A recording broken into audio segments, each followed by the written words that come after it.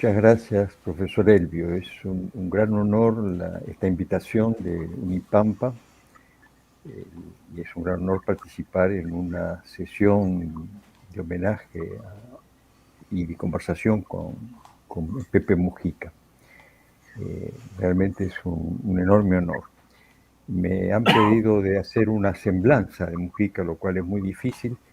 En esta sesión que está muy centrada en educación, en ciencia, pero veo a mi colega, compañero, amigo Rodrigo Arocena, que fue rector, una larga trayectoria académica y que fue rector de la universidad en el periodo de Mujica fue presidente, y que creo que va a hablar con propiedad de varios de los logros, en particular a nivel universitario, de la educación en ese periodo y de los avances y desafíos actuales en educación y en ciencia con mayor detalle. Yo solo me voy a referir en esta muy breve semblanza a algunos aspectos tangenciales en torno al tema de educación.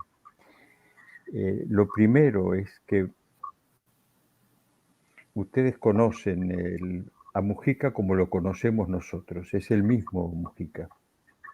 Hay uno solo, es el Mujica de todos los días, el Mujica que vemos de cerca, el Mujica de la vida cotidiana, de la vida política, del debate político, y el Mujica que aparece frente al mundo a través de las informaciones, a través de las visitas, a través de estas instancias. Eso es uno solo, es exactamente como lo ven ustedes y nosotros todos los días. No voy a hacer una semblanza política. Va a ser más un testimonio de una mirada de cierta cercanía sobre el ser humano, Pepe Mujica.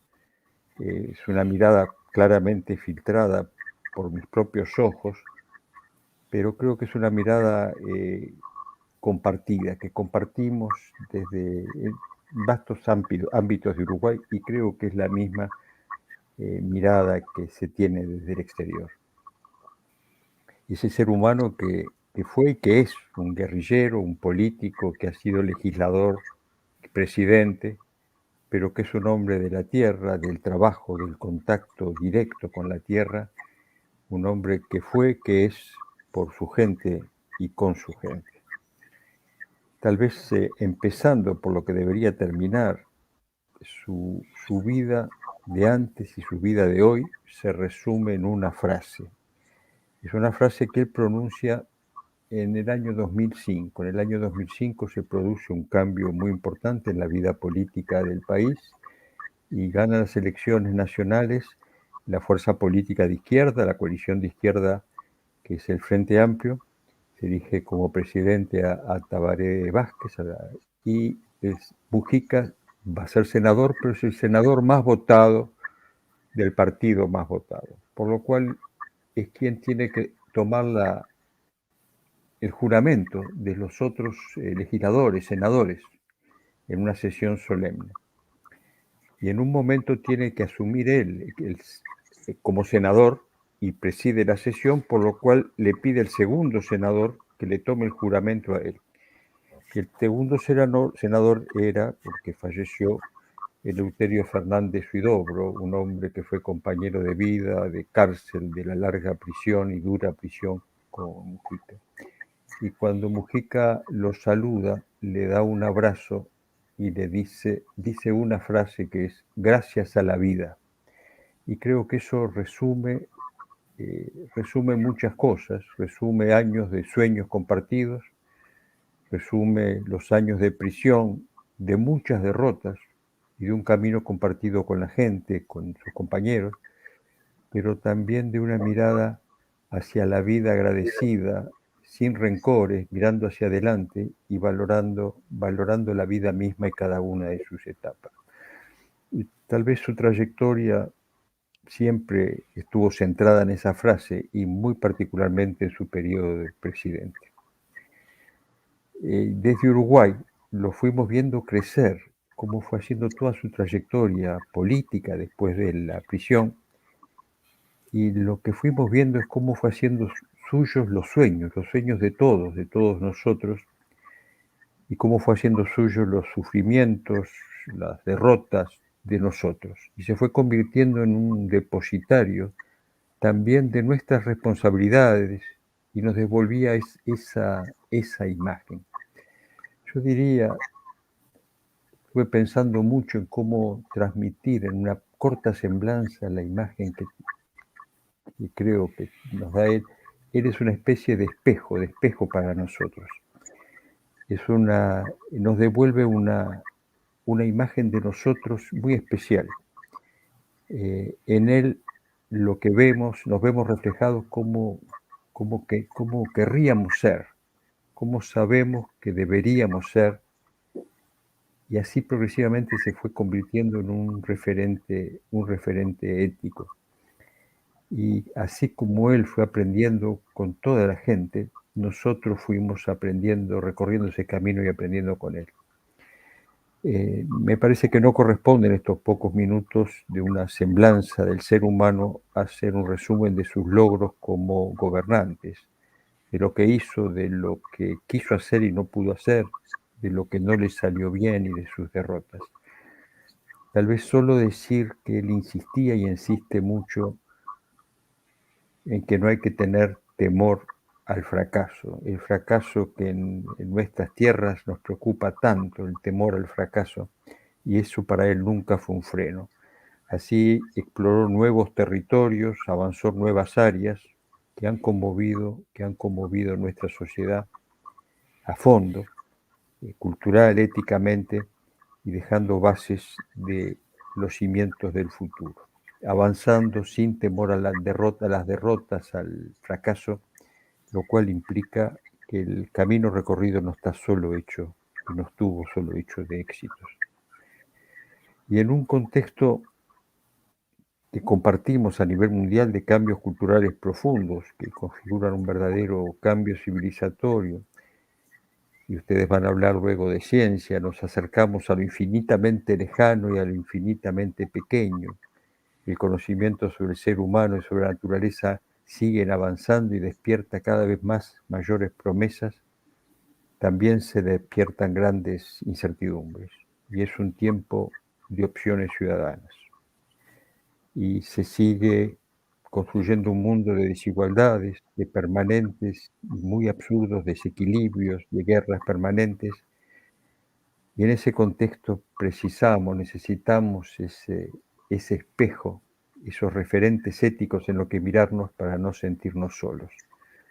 Necesitamos que nos acompañen de alguna manera en el camino por la vida, en los grandes momentos y en los pequeños momentos de las pequeñas y grandes opciones personales e íntimas y políticas y globales. Creo que de alguna manera la voz, la presencia a nivel internacional, fuera de nuestras fronteras de Mujica, fue eso, fue también un espejo, es también un espejo. No es solo su voz, es su vida, no es solo su figura, es su historia de derrotas, fracasos, pero sobre todo es esa capacidad de haberse transformado en un espejo en el que nos vemos reflejados aquí y en cada rincón, y que nos hace explorar a nosotros mismos, adentro de nosotros, y explorar con cierta osadía el futuro. La voz de Mujica fue oída. Yo, mi última parte estaba señalando que Mujica se convirtió en un espejo también a nivel internacional, levantando su voz, enfatizando lo que significaba la solidaridad, la soberanía, la sostenibilidad para el futuro de la gente, el futuro del planeta, insistiendo en que en el cambio cultural, en la cultura generadora de identidad, de arraigo de las personas, era un componente central del concepto de progreso, del concepto de sostenibilidad, y que era indispensable para abrir los caminos que una sociedad elige recorrer. Y tal vez por aquí insistía, se pueden abrir las puertas del futuro. Yo creo que su voz a nivel internacional como en nuestro país, nos alentó y nos alienta a alejarnos de los cantos de sirena, de esa cultura de lo inmediato y de acercarnos a la vida, al sentido de la vida, en tiempos en que cada vez es más difícil separar, distinguir lo importante de lo superfluo. Pensó mucho en educación. De educación solo quiero recordar, y mi amigo Rodrigo Arocena seguramente se refiere a ello, que cuando asumió la presidencia, en su discurso en el Parlamento, en un momento se detuvo y pronunció la palabra educación 3 veces: educación, educación, educación, y marcó su fuerte compromiso con este tema en donde él reconoce que tuvo derrotas, pero tuvo también éxitos y grandes éxitos en muchas áreas, muy particularmente en la enseñanza terciaria y universitaria, donde va a crear una nueva universidad tecnológica expandida sobre todo el territorio nacional, y un periodo en el cual además la Universidad de República logra avances sustanciales que seguramente sean objeto del aporte de Rodrigo Arocena.